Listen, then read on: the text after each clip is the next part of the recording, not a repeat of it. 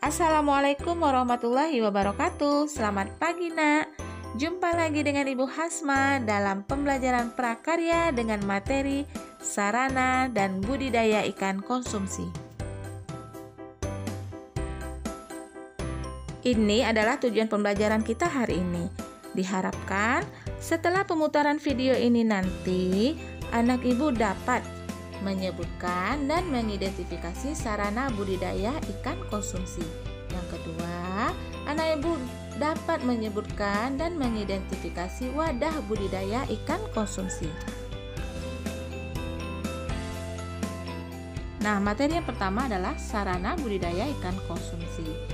Sarana budidaya ikan konsumsi adalah segala sesuatu yang dapat digunakan sebagai alat dan bahan untuk budidaya ikan konsumsi. Jadi, keberhasilan usaha budidaya sangat tergantung pada ketersediaan sarana produksi yang memadai. Jadi, sebelum kita memulai budidaya, terlebih dahulu kita harus mengetahui sarana produksi apa yang dibutuhkan. Jadi, sarana produksi itu meliputi bahan, alat, serta wadah budidaya.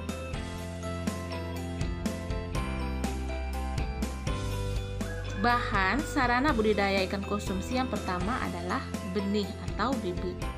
Benih ikan yang unggul diperoleh dari induk yang unggul. Jadi pemilihan benih harus disesuaikan dengan ukuran untuk tujuan pembesaran. Yang kedua adalah pakan. Pakan atau kita kenal dengan makanan ikan, ini sangat memegang peranan penting dalam budidaya pembesaran ikan konsumsi. Dengan manajemen pakan yang baik, pertumbuhan ikan dapat mencapai ukuran yang sesuai kita inginkan. Yang ketiga adalah pupuk. Pupuk ini diperlukan untuk pemupukan tanah dasar kolam yang bertujuan untuk meningkatkan kesuburan kolam, yang memperbaiki struktur tanah dan dapat menumbuhkan fitoplankton serta zooplankton sebagai pakan alami. Jenis pupuk biasanya digunakan adalah pupuk alam seperti kandang dan pupuk buatan seperti pupuk urea. Yang keempat adalah air. Selanjutnya adalah kapur. Kapur ini biasanya digunakan untuk mempertahankan kestabilan keasaman pH tanah dan air sekaligus memberantas hama penyakit. Jenis kapur yang biasa digunakan itu bermacam-macam, diantaranya adalah kapur seperti kalsit dan dolomite. Yang terakhir adalah obat-obatan. Obat-obatan ini dapat diberikan untuk pencegahan dan penanggulangan hama dan penyakit. Biasanya bersifat jenis alam dan buatan. Jenis obat alam itu biasanya berupa tembakau, sedangkan jenis obat buatan berasal dari zat kimia yang harus larut dalam air dan tidak mempunyai pengaruh besar terhadap kualitas air kolam. Nah, selanjutnya kita akan membahas wadah budidaya ikan konsumsi. Wadah budidaya ikan konsumsi adalah tempat budidaya ikan konsumsi atau tempat untuk memelihara ikan.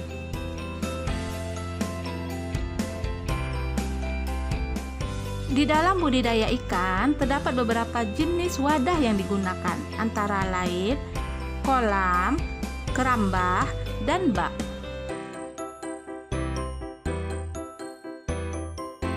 Kolam merupakan lahan yang dibuat untuk menampung air dalam jumlah tertentu, sehingga dapat digunakan untuk memelihara berbagai jenis ikan.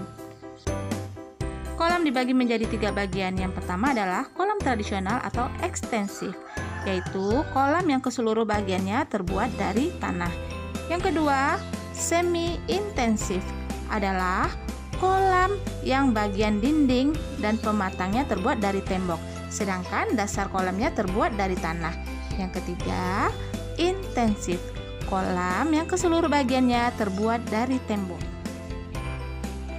Bak merupakan wadah budidaya ikan yang dapat digunakan untuk usaha budidaya.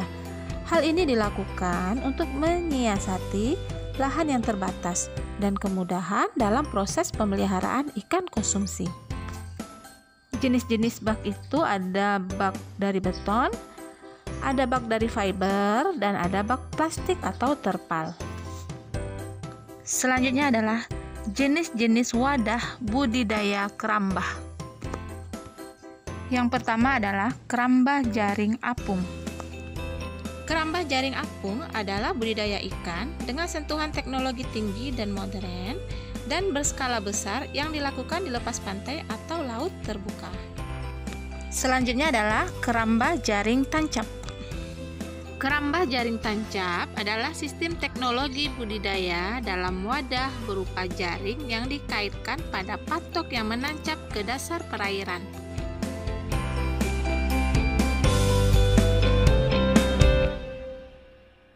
Demikianlah pembelajaran kita hari ini. Ibu ucapkan terima kasih atas perhatiannya. Assalamualaikum warahmatullahi wabarakatuh. Selamat pagi.